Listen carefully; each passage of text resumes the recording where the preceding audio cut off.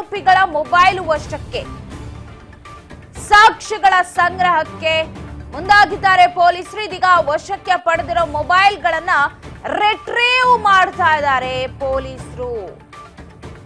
ನ್ಯಾಯಾಧೀಶರ ಅನುಮತಿಯನ್ನ ಪಡೆದು ಸಿಮ್ ರಿಆಕ್ಟಿವ್ ಮಾಡ್ತಾ ಇದ್ದಾರೆ, ಆಕ್ಸೆಸ್ ಪಡಿತಾರೆ. ಕೊಲೆ ಬಳಿಕ ಆರೋಪಿಗಳಿಂದ ಡೇಟಾ ನಿಷ್ಕ್ರಿಯ, ಕರೆಗಳ ಡೇಟಾ ನಿಷ್ಕ್ರಿಯಗೊಳಿಸಿದ್ದಾರೆ. ದರ್ಶನ್ ಮತ್ತೆ ಗ್ಯಾಂಗ್ ವೆಬ್ ಆಪ್ ಅನ್ನ ಬಳಸಿರೋದು ಬೆಳಕಿಗೆ ಬಂದಿದೆ. ವೆಬ್ ಆಪ್ ಮೂಲಕವಾಗಿ ಅವರು ಇಡೀ ಎಲ್ಲ ಅನ್ಇನ್ಸ್ಟಾಲ್ ಮಾಡಿ ಎಲ್ಲ ಡಿಲೀಟ್ ಮಾಡಿ ಹಾಕಿದ್ದಾರಂತೆ. ಸೊ ಆ ಒಂದು ಮಾಹಿತಿ ಕೂಡ ಲಭ್ಯವಾಗಿದೆ.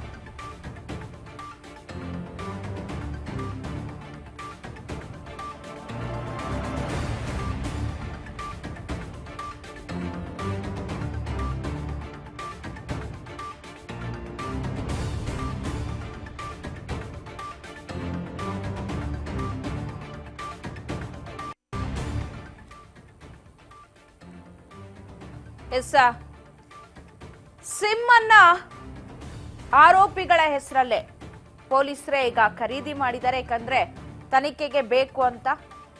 ಮೊದಲೆಲ್ಲ ಪೊಲೀಸ್ ಕಸ್ಟಡಿಲಿದ್ದಾಗ ಲಾಕ್ ಓಪನ್ ಮಾಡಿ ಅಂತ ಕೇಳಿದ್ರೆ, ಪಾಸ್ವರ್ಡ್ ಹೇಳಿ ಅಂತ ಹೇಳಿದ್ರೆ ಇಲ್ಲ ಅಂತ ಹೇಳ್ತಿದ್ರು. ಜೊತೆಗೆ ಆ ವಿಚಾರಣವನ್ನ ಕೋರ್ಟಿಗೆ ಬಂದಂತ ಸಂದರ್ಭದಲ್ಲಿ ತಿಳಿಸ್ತಾ ಇದ್ರು ಆರೋಪಿಗಳು. ಪೊಲೀಸರು ನಮ್ಗೆ ಮೊಬೈಲ್ ಕೊಡಿ ಅಂತ ಹಿಂಸೆ ಮಾಡ್ತಾ ಇದ್ದಾರೆ, ಕೋರ್ಟೆ ಆದೇಶ ಬರದೆ ಮೊಬೈಲ್ ಕೊಡೋದು ಹೇಗೆ, ನಮ್ಮ ಮೊಬೈಲ್ ಅನ್ನ ಕಿತ್ಕೋತಾರೆ ಬಲವಂತವಾಗಿ ಅಂತ. ಸೊ ಅವಾಗ ಕೋರ್ಟ್ ಕೂಡ ಅವರಿಗೆ ಆದೇಶವನ್ನ ಕೊಟ್ಟಿತ್ತು, ಮೊಬೈಲ್ ನ ಬಲವಂತವಾಗಿ ಕಿತ್ಕೊಳ್ಳೋ ಹಾಗಿಲ್ಲ, ಪಾಸ್ವರ್ಡ್ ಕೂಡ ಬಲವಂತವಾಗಿ ಕೇಳೋ ಹಾಗಿಲ್ಲ ಅಂತ. ಬಟ್ ಈಗ ಪರಪ್ಪನ ಅಗ್ರಹಾರ ಜೈಲ್ ಸೇರಿದ್ದಾರೆ.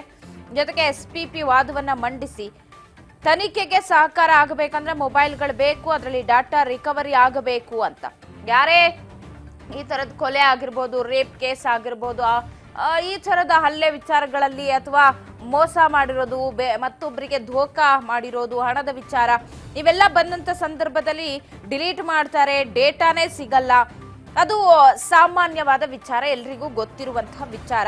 ಈಗ ಅದೇ ರೀತಿಯಾಗಿ ದರ್ಶನ್ ಅಂಡ್ ಗ್ಯಾಂಗ್, ಅದರಲ್ಲೂ ಈ 4 ಜನರ ಮೊಬೈಲ್ ಅನ್ನ ಮೊದಲನೇ ಬಾರಿಗೆ ಪೊಲೀಸರು ರಿಟ್ರೀವ್ ಮಾಡಕ್ಕೆ ಮುಂದಾಗ್ತಾರೆ. ಆಗ ಅವರಿಗೆ ಒಂದು ವಿಚಾರ ಗೊತ್ತಾಗತ್ತೆ, ಮೊಬೈಲ್ ನಲ್ಲಿ ವೆಬ್ ಆಪ್ ಅನ್ನ ಬಳಸಿದ್ದಾರೆ. ಆ ವೆಬ್ ಆಪ್ ಮುಖಾಂತರವಾಗಿ ಕಂಪ್ಲೀಟ್ ಆಗಿ ಡೇಟಾ ಡಿಲೀಟ್ ಆಗಿದೆ ಅಂತ.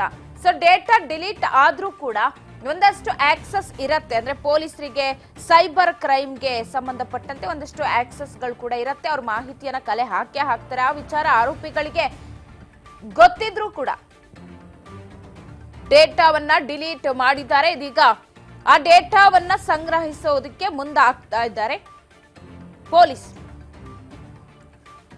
ತಾವೆಷ್ಟೇ ಕೊಲೆ ಮಾಡಿದೀವಿ ಮಾಡಿಲ್ಲ ಅಂತ ಹೇಳಿದ್ರು, ಸತ್ಯ ಮುಚ್ಚಾಕೋಕ್ ಪ್ರಯತ್ನ ಪಟ್ರು ಕೂಡ ಎಲ್ಲ ಒಂದು ಕಡೆ ಅವ್ರು ತಗಲಾಕೊಳ್ಳೋದಂತೂ ಸಿದ್ಧ ಅಂತ. ಇತ್ತ ಮೊಬೈಲ್ ರಿಟ್ರೀವ್ ಮಾಡೋ ಸಂದರ್ಭದಲ್ಲಿ ಒಂದಷ್ಟು ಭಯಾನಕವಾದ ಆಶ್ಚರ್ಯಕರವಾದ ವಿಚಾರಗಳು ಕೂಡ ಬಯಲಾಗ್ತಾ ಇದೆ ಅನ್ನುವಂತಹ ಮಾಹಿತಿ ನಮ್ಗೆ ಲಭ್ಯವಾಗ್ತಾ ಇರೋದು. ಅಂದ್ರೆ ಡೇಟಾ ರಿಟ್ರೀವ್ ಮಾಡಿದಂತ ಸಂದರ್ಭದಲ್ಲಿ ಫೋನ್ ಕಾಲ್ಸ್ ಆಗಿರ್ಬೋದು, ಅಂದ್ರೆ ಪ್ರತಿಯೊಂದು ಸಿಗಬಾರ್ದು.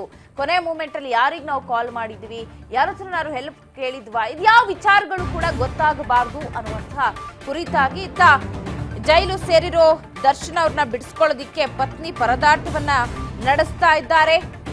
ಹಿರಿಯ ವಕೀಲರನ್ನ ನೇಮಿಸಿ ಜಾಮೀನು ಅರ್ಜಿಗಾಗಿ ಸಿದ್ಧತೆಯನ್ನ ಮಾಡಿಕೊಂಡಿದ್ದಾರೆ ವಿಜಯಲಕ್ಷ್ಮಿ. ಜಾಮೀನು ಅಷ್ಟು ಸುಲಭಕ್ಕೆ ಹಾಗಾದ್ರೆ ಸಿಕ್ಕಿಬಿಡತ್ತಾ? ಅದು ಕೆಲವರಿಗಿರುವಂತಹ ಡೌಟ್. ಯಾಕಂದ್ರೆ ತುಂಬಾ ಸ್ಟ್ರಿಕ್ಟ್ ಆಗಿ ಈ ಒಂದು ಕೇಸ್ನ ಹ್ಯಾಂಡಲ್ ಮಾಡ್ತಾ ಇರೋದ್ರಿಂದಾಗಿ ಇಷ್ಟು ಬೇಗ ಜಾಮೀನು ಸಿಗತ್ತಾ ಅಂತ. ಹಿಂದೆ ಕೂಡ CV ನಾಗೇಶ್ ಅವ್ರನ್ನ ಮನವಿ ಮಾಡ್ಕೊಂಡಿದ್ರು, ಪತಿಯ ಪರವಾಗಿ ವಾದ ಮಂಡಿಸಿ ಅಂತ.